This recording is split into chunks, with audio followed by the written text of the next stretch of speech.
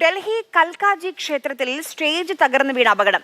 ഒരാൾ മരിച്ചു, 17 പേർക്ക് പരിക്കുണ്ട്. കൃത്യമായ അനുമതിയില്ലാതെയാണ് പരിപാടി സംഘടിപ്പിച്ചത്. സംഘാടകർക്കെതിരെ പോലീസ് കേസെടുത്തിട്ടുണ്ട്.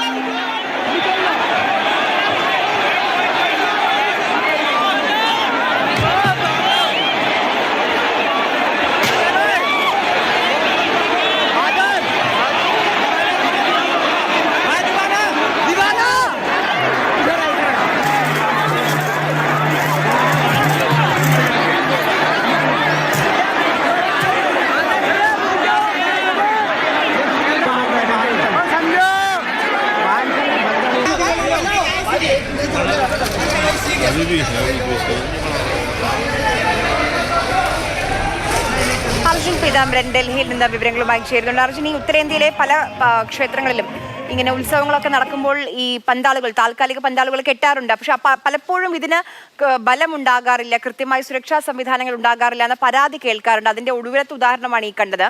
ഇപ്പോൾ എങ്ങനെയാണ് ഈ അപകടം ഉണ്ടായത്? പോലീസ് എന്താണ് പറയുന്നത്? ആര്യ, പതിവിലും കൂടുതൽ ആളുകളെ ഈ പരിപാടിയിൽ ഉൾക്കൊള്ളിച്ചു, അല്ലെങ്കിൽ അത്രയും ആളുകളെ കയറ്റി എന്നുള്ളതാണ് ഈ അപകടത്തിന് കാരണമായിട്ട് കണക്കാക്കുന്നത്. സാധാരണ കഴിഞ്ഞ ഒരു 10-15 വർഷമായിട്ട് ഈ കൽക്കാജി ക്ഷേത്രത്തിൽ ഇത്തരം പരിപാടികൾ നടത്തി പോകാറുണ്ട്. പക്ഷേ ഈ 1600-ലധികം ആളുകളെ ഉൾക്കൊള്ളിച്ച് ഈ പരിപാടി നടത്തി എന്നുള്ളതാണ് പ്രധാനമായിട്ടും ഈ അപകടത്തിന് കാരണമായിട്ട് കണക്കാക്കുന്നത്. മാത്രമല്ല, കൃത്യമായിട്ടുള്ള അനുമതിയോ ഒന്നും തന്നെ ഉണ്ടായിരുന്നില്ല. ചില തടിക്കഷ്ണങ്ങളും അതുപോലെ തന്നെ ഇരുമ്പും കൊണ്ട് താൽക്കാലികമായി മാത്രം പണിത ഒരു പന്തലായിരുന്നു ഇപ്പോൾ പൊളിഞ്ഞിരിക്കുന്നത്. ഇന്നലെ തന്നെ ഈ മാതാ ജാഗ്രൻ എന്ന് പറഞ്ഞിട്ടുള്ള ഒരു മതപരമായിട്ടുള്ള ചടങ്ങ്, പ്രത്യേകിച്ചും ഗാനങ്ങളും അതുപോലെ ഡാൻസും മറ്റു പൂജകളും മതപരമായിട്ടുള്ള ചടങ്ങുകളെല്ലാം തന്നെ ഉൾക്കൊള്ളിച്ചുകൊണ്ടുള്ള പരിപാടി അത് സാധാരണഗതിയിൽ നടക്കാറുള്ളതാണ്. പക്ഷേ അതിന് കൃത്യമായിട്ടുള്ള അനുമതി വാങ്ങിയിട്ടില്ല. എന്നാൽ പോലീസിൻ്റെ കൃത്യമായിട്ടുള്ള സുരക്ഷ, ഈ വരുന്ന ആളുകൾ ഈ 1600 എന്നുള്ള ലിസ്റ്റാണ് ആദ്യം തന്നെ സംഘാടകർ കൊടുത്തിരുന്നത്. അപ്പോൾ അതുകൊണ്ട് തന്നെ നിരവധി പോലീസുകാരെ കൂടി ആ പ്രദേശത്തേക്ക് ഈ സുരക്ഷാ പ്രശ്നങ്ങളെല്ലാം തന്നെ ഉണ്ടാകുന്നതുകൊണ്ട് ആളുകളെ പോലീസുകാരെ അവിടെ വിന്യസിച്ചു എന്നുള്ളൊരു പ്രതികരണം ഡൽഹി പോലീസിൻ്റെ ഭാഗത്തു കൂടി, പ്രത്യേകിച്ചും ഈ കൽക്കാജി പ്രദേശത്തെ DCPയുടെ ഭാഗത്തുനിന്ന് കൂടി വരുന്നുണ്ട്. എന്നിട്ടും അവിടെ ഒരു അപകടം സംഭവിച്ചിരിക്കുന്നു. അത് കൃത്യമായിട്ടും ഈ സംഘാടകരുടെ ഭാഗത്തു നിന്ന് വന്ന പിഴവാണ്. ഒരിക്കലും അത്രയും ആളുകളെ ഉൾക്കൊള്ളിച്ചുകൊണ്ട് അവിടെ ഈ പരിപാടി നടത്താൻ പാടില്ലായിരുന്നു എന്നുള്ള കാര്യം തന്നെയാണ്. ഏകദേശം 1600-ലധികം ആളുകൾ, കാരണം വളരെ ചുരുക്കം ആളുകൾക്ക് മാത്രം നിൽക്കാനുള്ളൊരു സ്ഥലം അല്ലെങ്കിൽ ആ സ്റ്റേജിൽ അങ്ങനെ മാത്രം ഒരു പരിപാടി സംഘടിപ്പിക്കാവുന്ന ഇടത്ത് ഇത്രയും ആളുകളെ ഉൾക്കൊള്ളിച്ചുകൊണ്ട് പരിപാടി നടത്തിയതും താൽക്കാലികമായി ഒരു ഒട്ടും ബലമില്ലാത്ത ഒരു സ്റ്റേജിൽ ഇത്തരത്തിലൊരു പരിപാടി നടത്തി എന്ന് പറയുന്നത് തന്നെ ഈ വലിയൊരു അപകടത്തിലേക്ക് നയിച്ചിരിക്കുന്നു.